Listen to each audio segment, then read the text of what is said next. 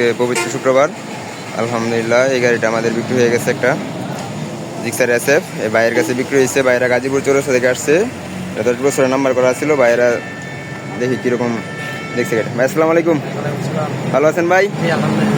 গাড়িটা কিনছেন, চালায় দেখছেন সব ঠিকঠাক আছে তো নাকি? গাড়িতে বলছিলাম কোনো ঘষা মাজা নাই, ঘষা মাজা আছে ভাই? রং কালার তো করা নাই? গাড়িটি তো অনেক ফ্রেশ ছিল। মালিকের সাথে কথা বলছেন?